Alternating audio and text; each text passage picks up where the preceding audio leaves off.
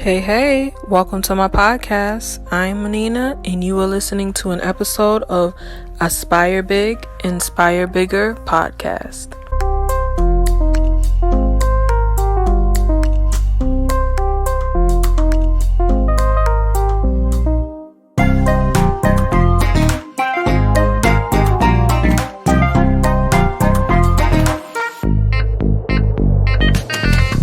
I am so excited for this. I have been waiting for this moment for a long while. I have wanted to do a podcast for so long, and now here I am. So first, I just wanted to start off with just a small introduction. Before I do that, let's have the inspirational quote of the day. Today's inspirational quote is: never hold your head down, never say you can't, never limit yourself, and never stop believing. So for me, that quote holds dear to my heart because Aspire Big, Inspire Bigger is literally that. This is something that I began as a YouTube channel, as a lifestyle, a way of living for myself, and I hope I have inspired others who are around me to do the same for themselves. Just work hard, go for your goals, go for your dreams, and smash it. I haven't done everything I wanted to do. I haven't even gone into even a portion of it yet, but I know it's coming, and I'm going to work hard towards it every day, every moment, and just seize the day. That's what I'm going to do. And in doing that, the first thing I have to think about is just gratefulness. And what am I grateful for today? Today, I am just grateful for being able to maintain myself during this pandemic of 2020. It will go down in history. And this is something that our parents haven't gone through. Our grandparents did go through the depression. You know, they may be able to give some light in this time and just let people know that everything is going to be okay. But this is the first time in my lifetime going through anything like that. But I don't feel shaken. I don't feel afraid. I just know that everything is going to work out towards good. And coming out of this pandemic, I'm hopeful that people have been, whether it's in secret or you guys are talking about, I hope that people have been working hard and working on their next best thing, their next best them. Whatever it is that they want, whatever goals that they have, this was the time to do it, and I hope that that's what's been going on. So I'm grateful for this time.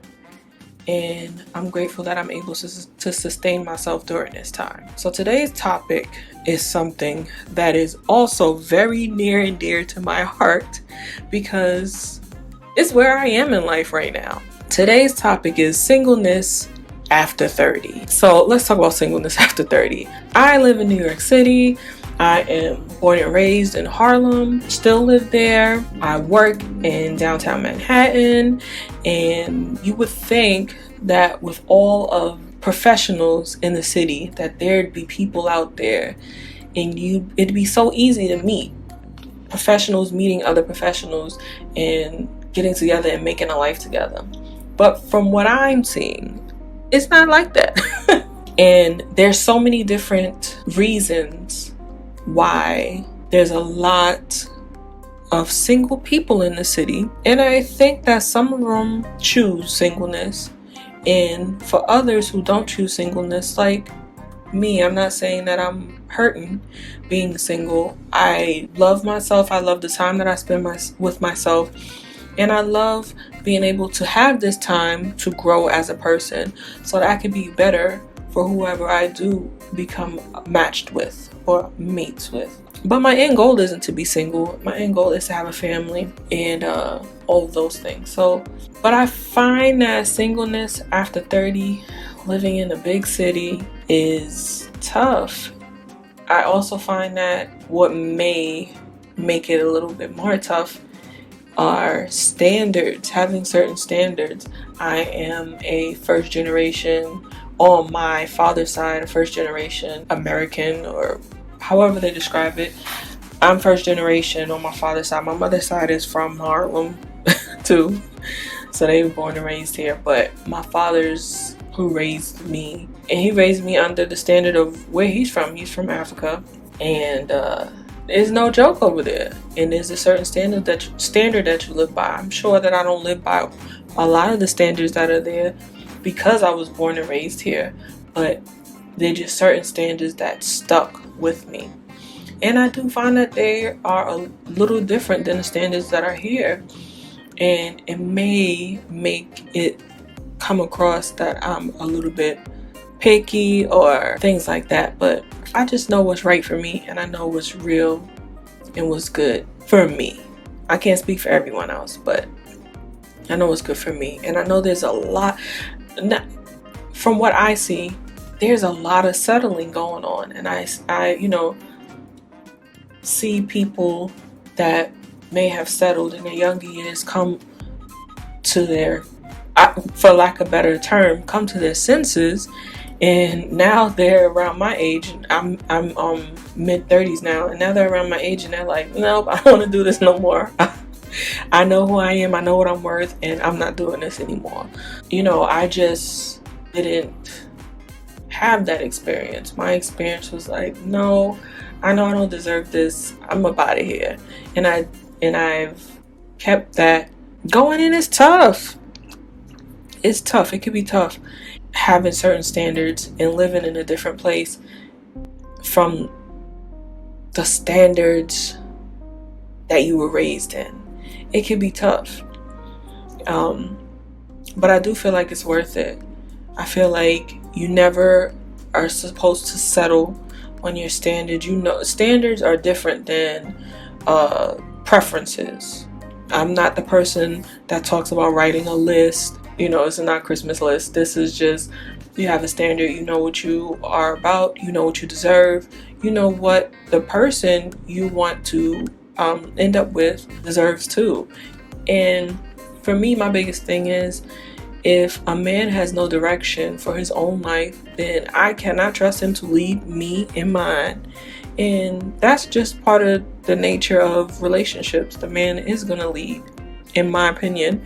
And if you don't have to have it together, I can't follow you, buddy. Okay? I'm a strong personality. Though I'm a extreme introvert, I'm a strong personality. And like I keep saying, I do know what I want, and I do know what I deserve. So, you got to know what you want, and you got to know what you deserve. I'm not saying you have to be at the top of your game, but you got to know you got to know yourself for you come this way. Yeah, so that's what the topic is today. I just wanted to go talk about singleness after 30. Dating is crazy. It's tough, guys. I don't know what your experiences have been. For those who are experiencing dating after 30, what are your experiences? You don't have to live in a city. You could be living anywhere. I would prefer to know about other places, people living in other places. What are your experiences? Because to me, growing up with a mom and a dad in the home, I didn't know anything about dating. I didn't know anything about that lifestyle until I got into it. I thought it was an easy call. I thought it was, you get a little older, you meet somebody who you match with, it works out, and you get married and you stay married. I was very ignorant to whatever this is going on out here. And I can't say that I wish that I was not so ignorant to it. Jeez Louise, this is crazy out here. A big thing that I'm learning about is the issue of settling. Men and women can settle. I'm not saying this is a thing that women do only, but I do see that a lot of women will settle. Maybe it's because of the biological clock thing. Maybe that's why, men can wait it out a lot longer before they have to settle down for procreation reasons. So, I don't know if it's that, but I do feel like I'd rather just skip the whole procreation part. If that means I have to settle, it's okay. Life will still go on. So yeah, that's the way I'm seeing it. That's my outlook on it. I don't want to go too long on the podcast with it, but I just see it that way. And I just wonder what you guys think. So I would love for y'all to comment and let me know. Get back to me and let me know, what do y'all think about singleness after 30? What's your experiences? As I mentioned earlier that I am an extreme introvert, and I really am. Also mentioned that we're going through a 2020 pandemic. Everybody living through it knows what that is social distancing. And if you're not social distancing, you are in the house quarantined. You need to not be outside, not be socializing, hanging out. Only essential workers are going to work. And if you're out there, I don't know if you're getting fined, but to be very honest, I hope you are, because you're supposed to be in the house. Okay? But I know that there are extroverts out there who can't stand this quarantine. I must be for myself. And in this quarantine, I am getting my entire life, y'all. I don't have to see nobody, speak to nobody, sit next to nobody I don't want to sit next to. Nothing. It's the best. Huh? So I am afraid. I'm afraid for when the quarantine is up and I have to go back into society, because I feel like it's just going to drain me. That first day is just going to be the most draining day ever. Because like I said, I'm an extreme introvert, sitting in my house. I'm working from home right now, and I am going to school as well. So sitting home, doing the things that I like to do in my home, cleaning up, working out, just spending time with myself. I like myself. I'm pretty cool. Doing those things are just filling me up. I'm happy most of the day. I do speak to family and very, very close friends, which is a small group, and every day. And that's enough. That's enough for me. But I am scared about when this pandemic is up, when the quarantine is up, I should say. So I'm going to have to talk to people again. So for my fellow introverts, I just feel like we just are going to need some tips on how to get back out there and do what we have to do. And I think that this time has really opened me up for, obviously, the quiet time that I need to regenerate my energy. So we have to keep that up. There has to be quiet time before we leave the house, if possible. And quiet time when we get back in, from our day. Just so it doesn't become like we don't crash. I know for myself, if I'm overstimulated with a bunch of different people or different things, I will crash. I get cranky. I start feeling negative about just everything. I just don't want to be bothered. I don't feel the need to be social. I just shut down, basically. So, but the more quiet time I have, the better I'm able to treat others and myself in the situations where you're not on your own or by yourself.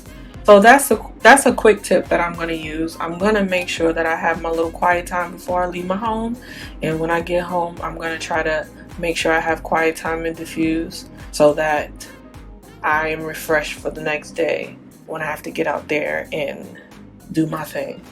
Today's podcast was just fun for me. This is fun for me. I am glad I was able to talk about things and share things, and I hope that this becomes a very interactive podcast where I can ask you what you feel, you guys what you feel, and I am going to ask a couple of people to come on and speak.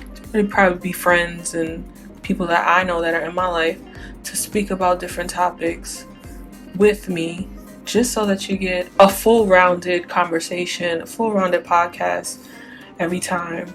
But today was just a starter, and I hope that you're interested in listening, and I want to thank you for listening. I also want you to follow me on my other platforms. I have a YouTube channel called Aspire Big, Inspire Bigger, obviously, and Instagram, Aspire Big, Inspire Bigger.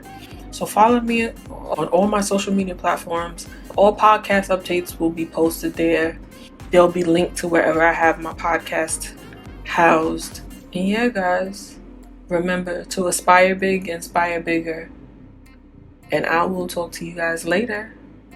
Bye.